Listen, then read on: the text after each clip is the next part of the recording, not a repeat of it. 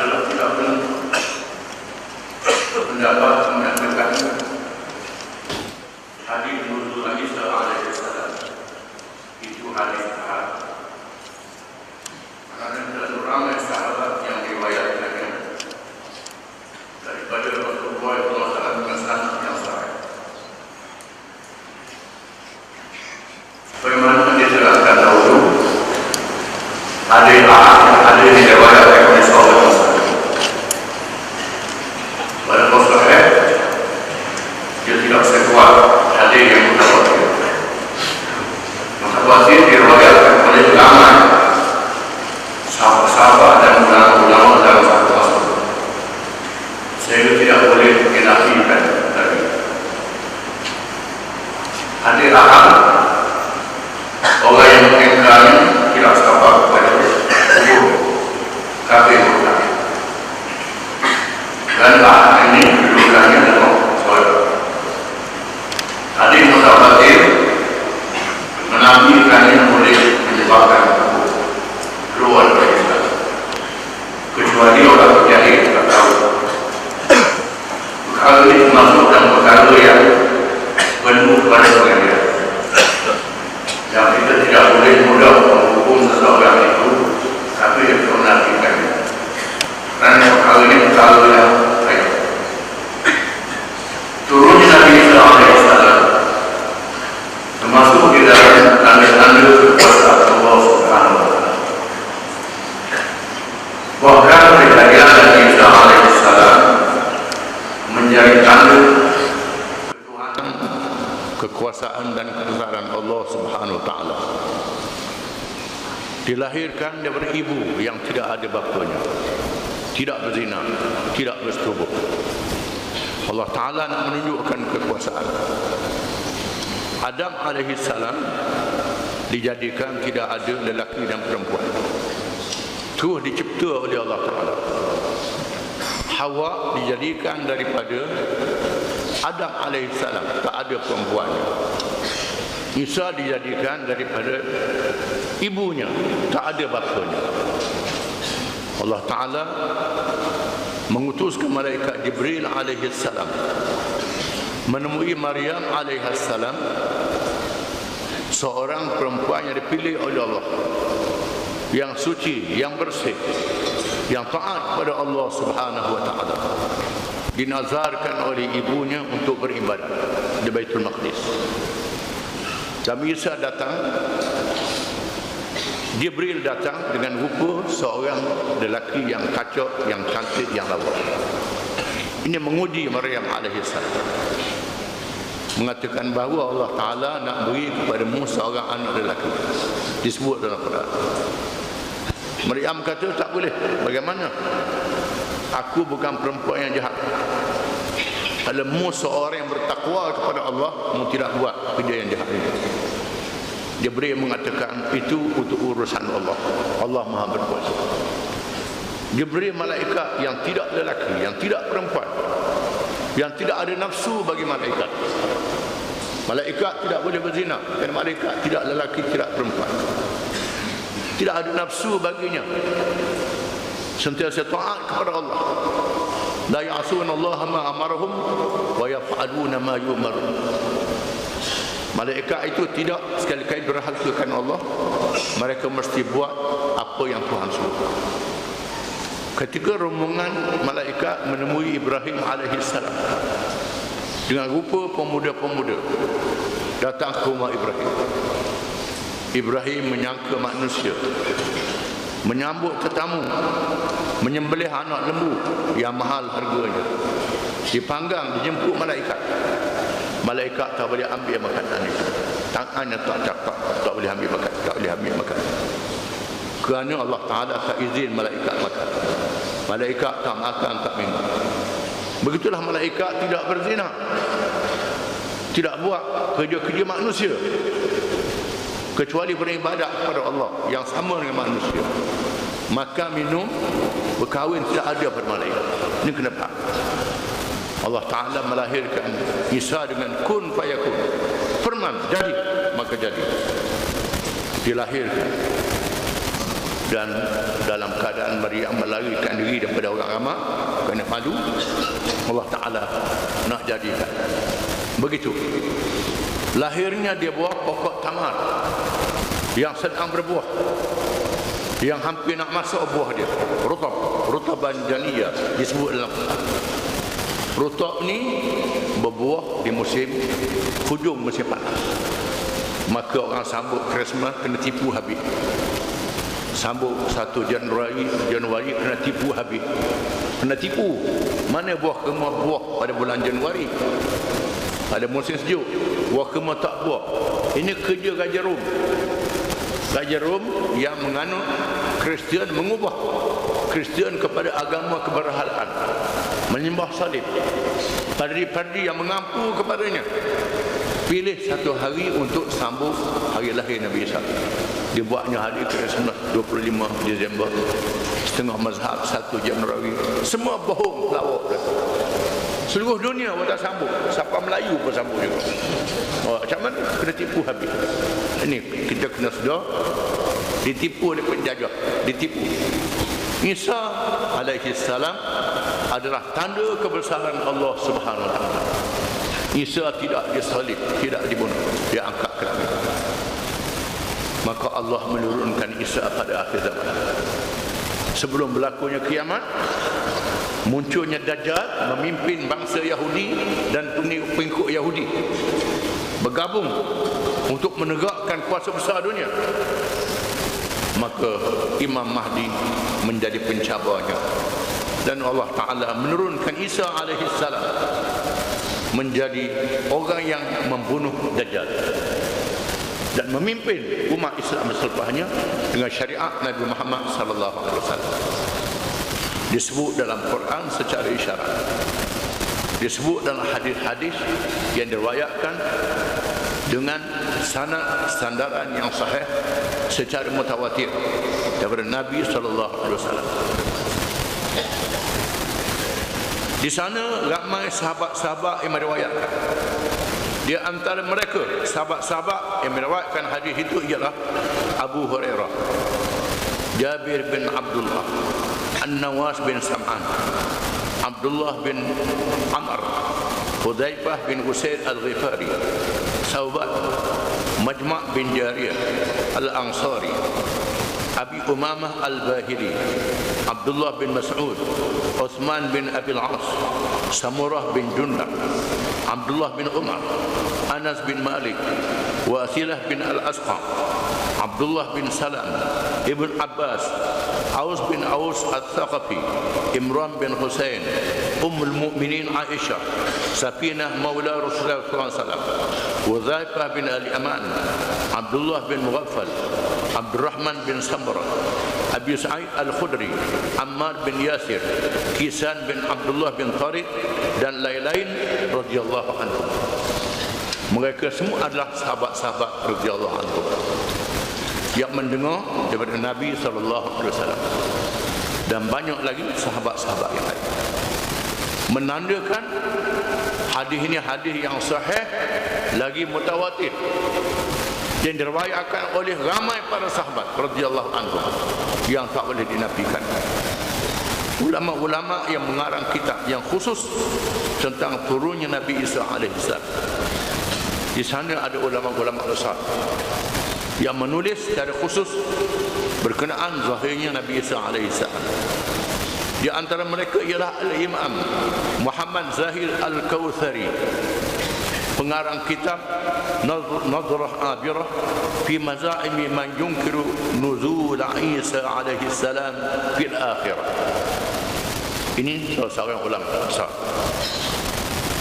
Al-Muhaddis Al-Syekh Abdullah bin As-Siddiq Ad-Dimari, mengarang kitab Aqidah Ahlussunnah fi nuzul Isa alaihi salam, dan kitab Iqamatul Burhan ala nuzul Isa alaihi salam fi akhir zaman, Al-Syekh Muhammad Anwar Shah Al-Kashmiri, iaitu ulama dari India, dari Kashmir, India, mengarang kitab Aqidatul Islam fi hayat Isa alaihi salam, dan kitab Tahiyatul Islam fi hayat Isa alaihi salam.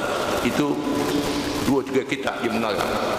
Syekh Muhammad Habibullah Asy-Syanqiti daripada Mauritania mengarang kitab Al-Jawabul Muqna' Al-Muqni' Al-Muharrar fi ar-rad' ala man tagha wa tajabbar bid'awa Isa da'wa annahu Isa aw al-Mahdi al-muntazar.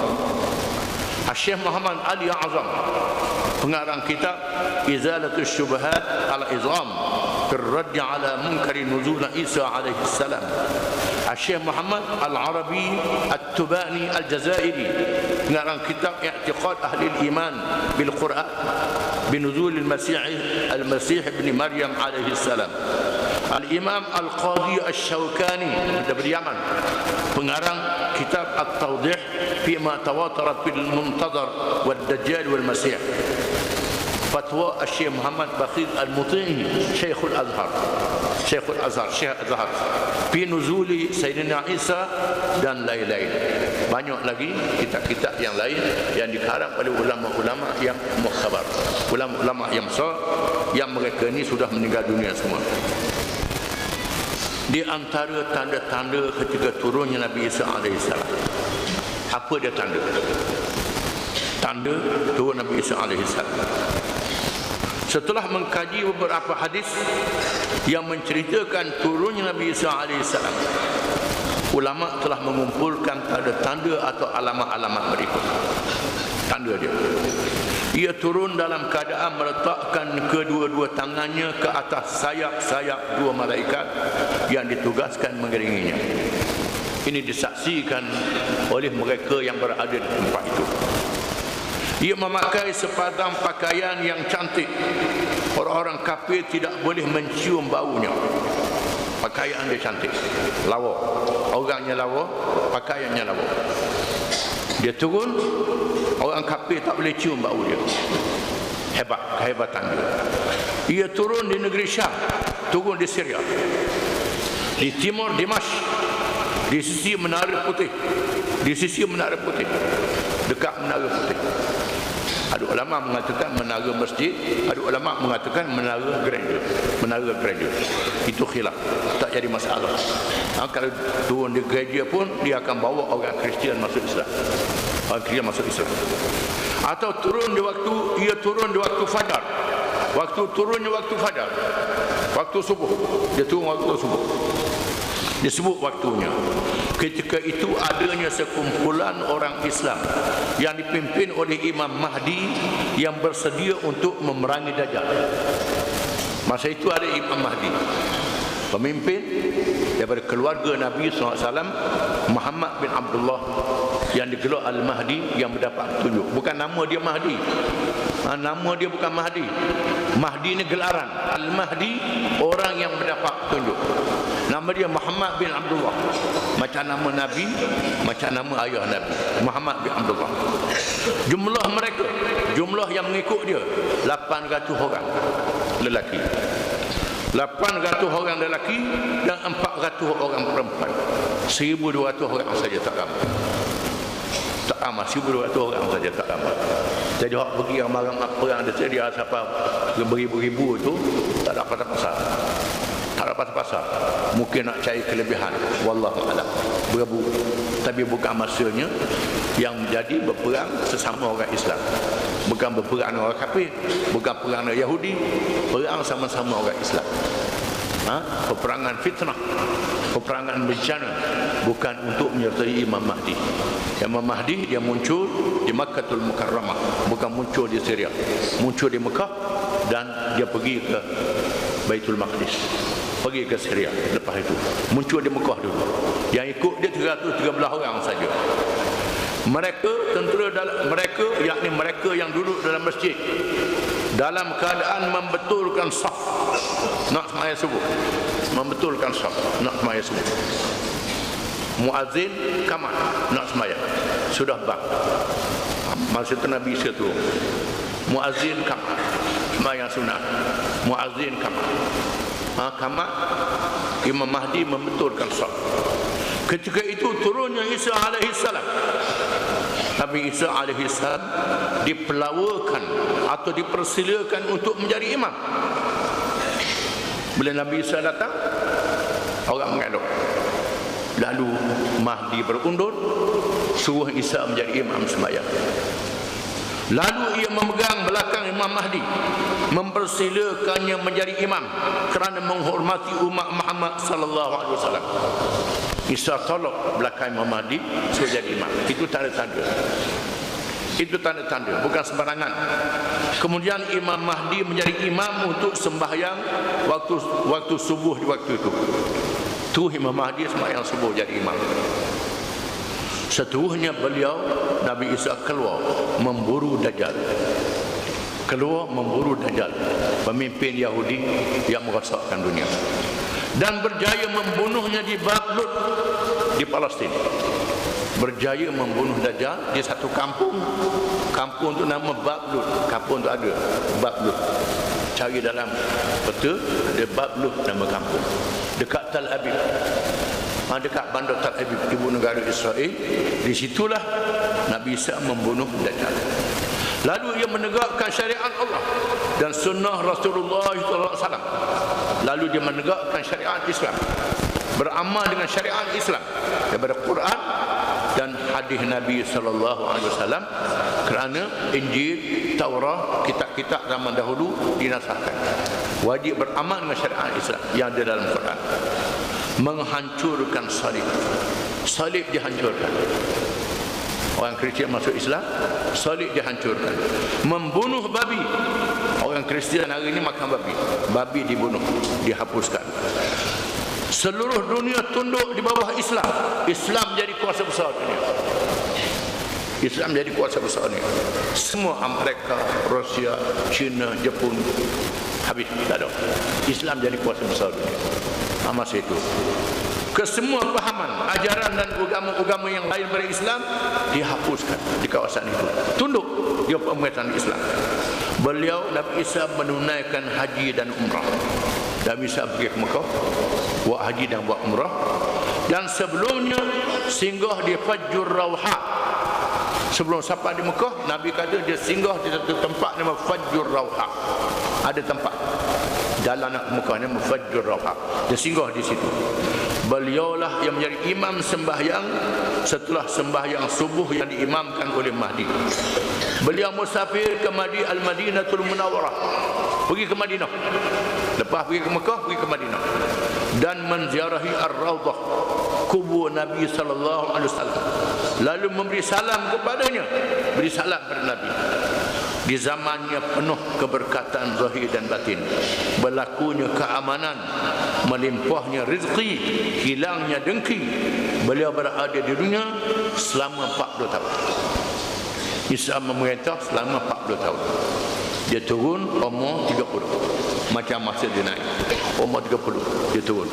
Dan dia memerintah selama 40 tahun.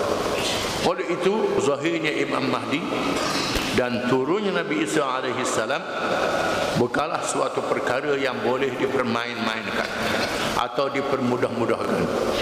Jauh sekali bagi seorang pembohong untuk menepuk dada menafikannya atau menunjukkan diri mengaku menjadi Imam Mahdi atau Nabi Isa. Sama ada orang kata cerita ni tak betul, ataupun ada orang pergi depan orang ramai, sayalah Imam Mahdi, sayalah Nabi Isa. Bukan begitu, itu pelawak. Kalau ada orang mengaku saya Imam Mahdi, saya itu orang gila ataupun orang bodoh ataupun orang pelawak. Kerana peristiwa bersejarah itu adalah penentuan Allah Subhanahu wa taala. Ketetapan Allah untuk menjadi tanda yang besar, maka mestilah dengan bukti yang besar juga, dengan tanda-tanda yang besar. Wallahu a'lam.